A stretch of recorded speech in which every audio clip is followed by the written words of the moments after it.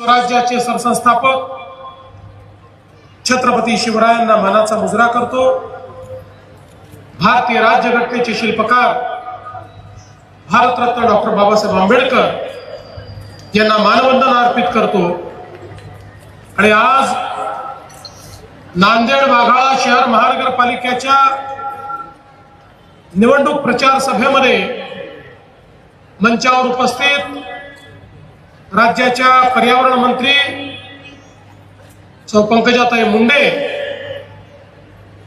आपल्या नांदेड शहराचे सुपुत्र आणि आज जो काही नांदेडचा विकास आपल्याला पाहायला मिळतो तो ज्यांच्यामुळे नांदेडकरांनी बघितला ते महाराष्ट्राचे माजी मुख्यमंत्री आणि विद्यमान खासदार सन्माननीय अशोकराव चव्हाण साहेब,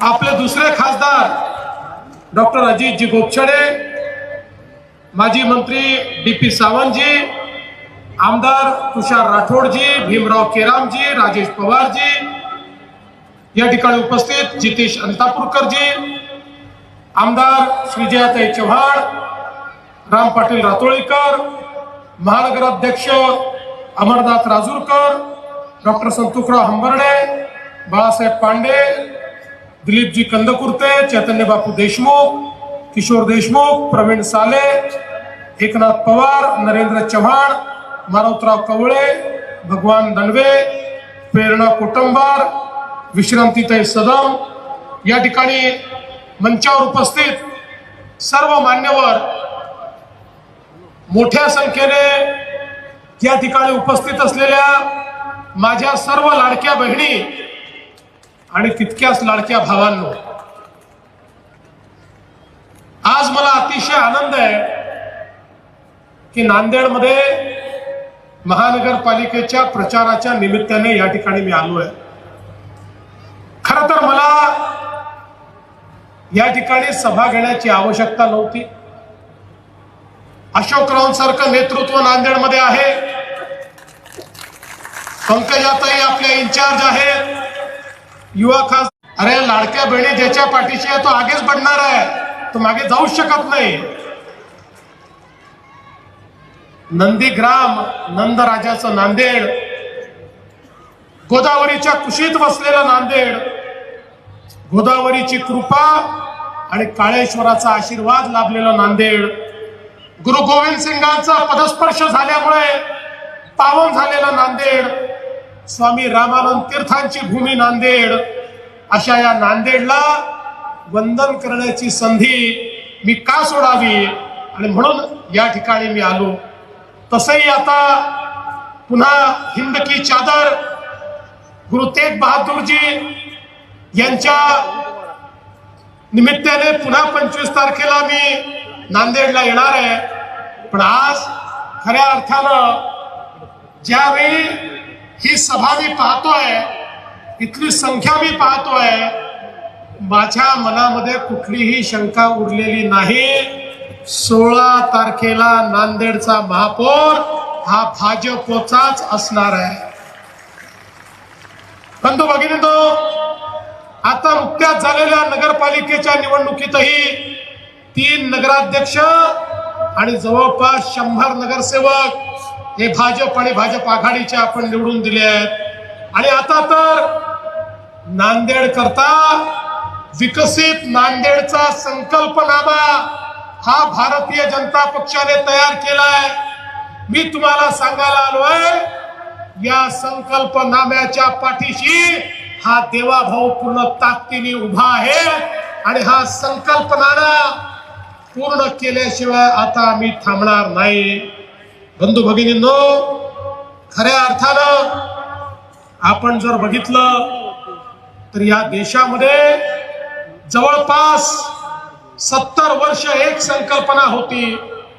ती संकल्पना काही चुकीची नव्हती, पण संकल्पना अशी होती, भारत गावात राहतो, गावाचा विकास म्हणजेच देशाचा विकास। पण 70 वर्ष आमच्या राज्यकर्त्यांना शहरांचा विसर पडला, शहरात लोक राहतात याचाही विसर पडला। आणि त्यामुळे शहरांकरता कुठल्याही योजना आपल्या देशामध्ये तयारच झाल्या नाहीत. आपल्याला कल्पना आहे, नांदेड सारख्या शहरामध्ये मोठ्या प्रमाणात गावातनं लोक आली, अन्न वस्त्र निवारा, शिक्षण आरोग्य रोजगार याच्या संधी या शहरामध्ये होत्या. त्यामुळे गावातनं लोक शहरामध्ये यायला लागले, शहराचा विस्तार वाढायला लागला.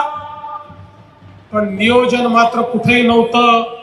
शहरामध्ये लोक येत होती, राहायला जागा नव्हती, झोपडपट्ट्या तयार झाल्या, अतिक्रमण झाली, ज्याला जिथे जागा मिळेल तिथे लोक वसू लागले, लोकसंख्या वाढली, पिण्याच्या पाण्याच्या समस्या तयार झाल्या, लोकसंख्या वाढली, घनकचऱ्याच्या समस्या तयार झाल्या, लोकसंख्या वाढली, त्या ठिकाणी गटारीच्या समस्या तयार झाल्या, नालीतनं घाण पाणी सांडपाणी वाहू लागलं. आपलंच गटारीचं पाणी आपल्याच विहिरींमध्ये, आपल्याच तलावांमध्ये, आपल्याच नदी नाल्यांमध्ये जाऊ लागलं.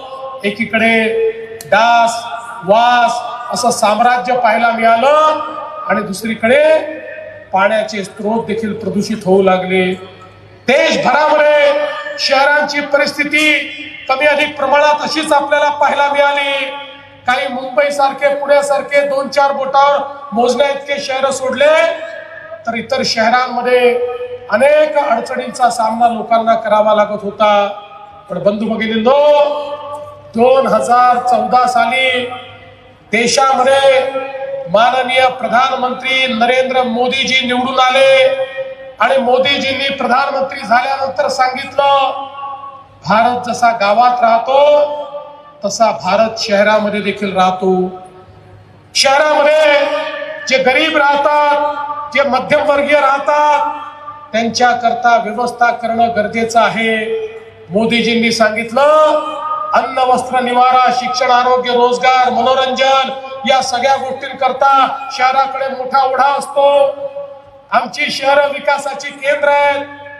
देशाच्या जीडीपीच्या 65% जीडीपी हा शहरांमध्ये तयार होतो. वस्तू आणि सेवांची निर्मिती ही शहरांमध्ये होते, रोजगाराची निर्मिती ही शहरांमध्ये होते, मोठ्या शैक्षणिक संस्था या शहरामध्ये असतात. आणि म्हणून मोदीजींनी सांगितलं, शहरांचा विकास झाला पाहिजे. आणि पहिल्यांदा मोदीजींच्या नेतृत्वात हजारो कोटी रुपये हे शहराच्या विकासाकरता मिळणं सुरू झालं. या देशामध्ये पहिल्यांदा मोदीजींनी शहराकरता योजना सुरू केल्या. मग त्यामध्ये आपल्याला कल्पना आहे, स्मार्ट सिटीची योजना, अमृत शहरांची योजना, स्वच्छ भारत शहरी मिशन, प्रधानमंत्री आवास योजना शहरी मिशन, अशा प्रकारचं अनेक मिशन या ठिकाणी सुरू झाले. आणि कधी नव्हे तेवढा पैसा शहरांच्या विकासाकरता मोदीजींनी दिल्लीहून देणं सुरू केलं आणि शहरं बदलू लागली. आपण बघा, नांदेड सारख्या शहराला अशोकरावांनी ज्यावेळी गुरुतागद्दी होतं त्यावेळी मोठ्या प्रमाणात निधी आणला. नांदेडमध्ये त्या काळामध्ये कामं झाली. पण त्याआधी किंवा त्यानंतर ज्या प्रमाणात सरकारने पैसा दिला पाहिजे तो पैसा कधी मिळाला नाही, कारण त्या प्रकारची भूमिकाच नव्हती. पण ती भूमिका 2014 नंतर बदलली. आता आपल्याकडे हजारो कोटी रुपये हे या वेगवेगळ्या शहरांच्या विकासाकरता येत आहेत. मोदीजींनी सांगितलं, शहरामध्ये राहणारे जे गरीब आहेत, झोपडपट्टीवासी आहेत, जे अतिक्रमण धारक आहेत, या सगळ्यांना पक्कं घर द्या. प्रधानमंत्री आवास योजनेतनं प्रत्येकाला घर देण्याचा निर्णय झाला. पण लक्षात आलं, घर तर मोदीजींनी दिलंय, पण लोकांजवळ जागाच नाही. कारण ज्या जागेवर ते बसले त्याला अतिक्रमण म्हटलं जातं. त्याच्या मालकी हक्काचा पट्टा नसल्यामुळे मोदीजींनी घराकरता पैसे दिले तरी देखील घर बांधता येत नाही. हे लक्षात घेतलं आणि आम्ही 2च महिन्यापूर्वी महाराष्ट्राच्या मंत्रिमंडळात निर्णय केला, आमचा गरीब झोपडपट्टी धारक, अतिक्रमण धारक हा ज्या ठिकाणी बसलेला आहे त्याच ठिकाणी त्याला मालकी हक्काचा पट्टा हा आम्ही त्या ठिकाणी देणार आहोत. आणि केवळ मालकी हक्काचा पट्टा देऊन थांबणार नाही. ज्याचं पक्क घर नाही, जो कच्च्या घरात राहतो, त्याला पक्क घर बांधायला पैसे देखील आम्ही देणार आहोत. जो बेघर आहे त्याला पक्क घर बांधायला आम्ही पैसे देणार आहोत. आणि म्हणून बंधू भगिनींनो, ही महानगरपालिका तुमच्या आशीर्वादाने निवडून येणार आहे. आपला महापौर बसणार आहे. मी अशोकराव तुम्हाला या ठिकाणी आजच सांगतो, पहिल्या टप्प्यामध्ये सगळे अतिक्रमण नियमित करून घ्या आणि त्यानंतर तुम्ही जेवढी घरं मागाल तेवढी घरं या नांदेड शहराला मोदीजींच्या योजनेतून आम्ही देऊ. नांदेडमध्ये एकही जण झोपडीमध्ये कच्च्या घरात राहणारा आपल्याला शिल्लक ठेवायचा नाही. प्रत्येकाला आपल्याला पक्क घर द्यायचं आहे. आणि त्यासोबत इनाम जमिनी, देवस्थान जमिनी, मदत मास, खिदमत मास अशा अनेक जमिनींवर या नांदेडमध्ये आणि मराठवाड्यामध्ये लोक बसलेले आहेत. वर्षानुवर्ष त्यांनाही जमिनीचा हक्क मिळाला नाही. पण मुख्यमंत्री झाल्यानंतर मी निर्णय केला, काही झालं तरी हा हक्क त्यांना मिळायला पाहिजे. आणि आपण त्या संदर्भात कायदा तयार केला. तो कायदा मंजूर केला. पुढच्या काळामध्ये या ठिकाणी इनाम जमिनीवर, खिदमत मास, मदत मास जमिनीवर जे लोक बसलेले आहेत त्यांनाही त्यांच्या जमिनीचा PR कार्ड आणि मालकी हक्काचा पट्टा हा राज्य सरकारच्या माध्यमातून देण्याचा निर्णय आपण या ठिकाणी घेतलेला आहे. आज आपण बघा, मोठ्या प्रमाणात कामं चालली आहेत. भूमिगत गटार योजनेचं 351 कोटीचं काम आहे. जलशुद्धीकरण आणि पंपिंगचं मिळून 528 कोटीचं काम आहे. ही सगळी कामं का होऊ शकतात? नांदेड शहरामध्ये ही कामं आपण का करू शकतोय? कारण मोदीजींनी पैसे दिले आहेत. मोदीजींनी सांगितलं आता हे घाण पाणी, सांडपाणी भुयारी गटारातनं STP मध्ये गेलं पाहिजे. STP मध्ये त्या पाण्यावर प्रक्रिया झाली पाहिजे. त्यातला मैला बाजूला होऊन त्यातनं खताची निर्मिती झाली पाहिजे आणि स्वच्छ पाणीच केवळ आपल्या नदीमध्ये, नाल्यामध्ये सोडलं गेलं पाहिजे. त्याकडे आता नांदेडनी वाटचाल केली आहे. मोदीजींच्या नेतृत्वात पाणी पुरवठा योजनेकरता 168 कोटी रुपये आपल्याला मिळाले आहेत. घनकचऱ्याच्या निर्मूलनाकरता देखील आता मोठ्या प्रमाणात आपण काम सुरू केलं आहे. पूर्वी जो कचरा आपल्याला आपल्यावर बर्डन वाटायचा, आता तो कचरा आपली संपत्ती झालाय. आता कचऱ्यापासून आपण कोळशाचे पॅलेट तयार करतोय. कचऱ्यापासून खतांची निर्मिती करतोय. याच कचऱ्यापासून आता वीज निर्मिती होते. पुढच्या काळामध्ये नांदेडमध्ये 1 किलो कचरा देखील आम्ही त्या ठिकाणी डंप करणार नाही. सगळ्या कचऱ्यावर प्रक्रिया करून एक स्वच्छ नांदेड शहर हे आम्ही तयार केल्याशिवाय या ठिकाणी राहणार नाही. आज मोठ्या प्रमाणात नांदेडमध्ये रस्त्यांकरता आपण पैसे देतो. नांदेडला या ठिकाणी अशोकरावच्या नेतृत्वामध्ये नांदेड जालना, परभणी जालना हा मार्ग आपण मंजूर केलाय. समृद्धी महामार्गाला नांदेडला जोडून 8 तासामध्ये नांदेड मधून मुंबई पर्यंत पोहोचता आलं पाहिजे. हा आमचा प्रयत्न आहे. हा केवळ एक रस्ता नाही आहे. समृद्धी महामार्ग केल्यामुळे जालना आणि संभाजीनगर हे 2 इंडस्ट्रियल डिस्ट्रिक्ट झाले. मराठवाड्याचा सगळा उद्योग आता छत्रपती संभाजीनगर आणि जालन्यात आला. एकदा नांदेड पासनं तर जालन्यापर्यंत लिंक ही आम्ही समृद्धी महामार्गाला जोडली की तिसरं महत्वाचं उद्योगाचं केंद्र हे नांदेड होणार आहे. आणि या ठिकाणी मोठ्या प्रमाणात उद्योग येताना आपल्याला दिसतील. आज आपण बघा, वेगवेगळ्या प्रकारची कामं या ठिकाणी आपण हातात घेतली आहे. नंदीग्राम मार्केट मधलं पार्किंग असेल, सिडको भागात बगीचा आणि जलतरण तलाव असेल, किवळा येथे थीम पार्क असेल, सौर ऊर्जा प्रकल्प असेल, नाल्यांची कामं असतील, वेगवेगळ्या ठिकाणी कॉन्क्रिटीकरण, पुलाचं कॉन्क्रिटीकरण, अशी अनेक कामं आपण हातामध्ये घेतली आहेत. आणि त्यासोबत नांदेडमध्ये गोदावरी पर्यावरण दृष्ट्या त्याचं संवर्धन करण्याचं काम आपण हातामध्ये घेतलंय. आता जर आमच्या पंकजाताईंनी एक नदीचं मिशन हातामध्ये घेतलेलं आहे. आमची गोदावरी ही स्वच्छ वाहिली पाहिजे, ती अविरल वाहिली पाहिजे, याकरता एक मोठं मिशन हे आपण या निमित्ताने घेतो. बंधू भगिनींनो, मला या निमित्ताने सांगितलं पाहिजे, आपण आता या नांदेडमध्ये एक कर्करोगाचं रुग्णालय देखील तयार करतो. कॅन्सर करता आधुनिक अशा प्रकारची ट्रीटमेंट असली पाहिजे. 150 खाटांचं रुग्णालय हे नांदेडमध्ये आपण तयार करतो आणि त्यातनं मोठ्या प्रमाणात आपण या ठिकाणी लोकांना, रुग्णांना दिलासा देण्याचं काम करतो. नांदेडच्या रेल्वे, खऱ्या अर्थानं नांदेड लातूर, नांदेड बिदर या 2 रेल्वे लाईनला मान्यता दिली. आम्ही राज्य सरकारच्या वतीनं सांगितलं त्याचे अर्धे पैसे हे राज्याचं सरकार देईल आणि मी आपल्याला आश्वस्त करतो कुठल्याही परिस्थितीमध्ये हे काम देखील आम्ही पूर्ण करून दाखवू. बंधू भगिनींनो, मला या निमित्ताने सांगायचं, ही निवडणूक केवळ आम्ही एखादा महापौर बसावा याकरता पाहत नाही. आम्हाला दिसतंय ते नांदेड शहर जे खऱ्या अर्थानं मराठवाड्याचं प्रमुख शहर बनलेलं आहे, ते महाराष्ट्राचं प्रमुख शहर होऊ शकतं. ही नांदेडची ताकद आहे आणि म्हणून या नांदेडमध्ये विकास आपल्याला करायचा आहे.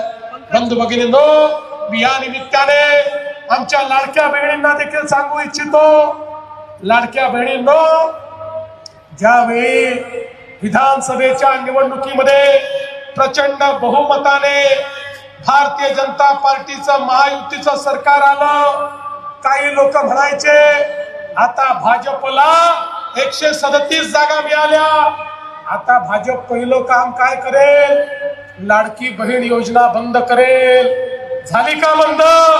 1 वर्षापेक्षा जास्त काळ गेला आणि लाडक्या बहिणींना सांगतो, जोपर्यंत तुमचा देवाभाऊ मुख्यमंत्री आहे, लाडकी बहीण योजना सुरूच राहील. पण अशोकराव, आता मी लाडक्या बहिणींना लाडकी बहीण ठेवू इच्छित नाही. इथे आपला महापौर बसणार आहे, त्या महापौराला पहिलं काम तुम्हाला द्यायचं आहे. माझ्या लाडक्या बहिणींना लखपती दीदी बनवायचं आहे. लाडक्या बहिणी या लखपती दीदी झाल्या पाहिजे. मी या वेळेत नंतर नांदेडला जेव्हा येईल त्यावेळेस आढावा घेईल, कारण महाराष्ट्रामध्ये 50 लाख माझ्या लाडक्या बहिणी या लखपती दीदी झाल्या आहेत. यावर्षी 1 कोटीपर्यंत आकडा पोहोचणार आहे. त्यामध्ये पहिला नंबर माझ्या नांदेडच्या लाडक्या बहिणींचा असला पाहिजे. माझ्या नांदेडच्या लाडक्या बहिणी या त्या ठिकाणी लखपती दीदी झाल्या पाहिजे.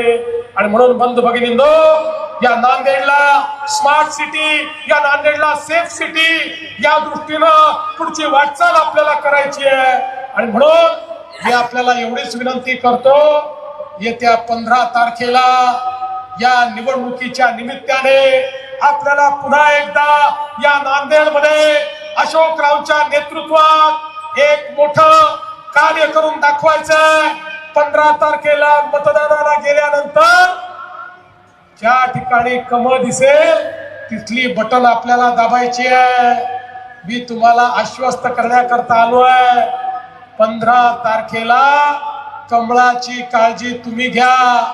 16 तारखेपासनं 5 वर्ष तुमची काळजी आम्ही घेऊ, हा विश्वास तुम्हाला मी देतो. आणि पुन्हा एकदा या नांदेडच्या विकासाचा संकल्प या ठिकाणी करून माझे 2 शब्द संपवतो. धन्यवाद. जय हिंद, जय महाराष्ट्र.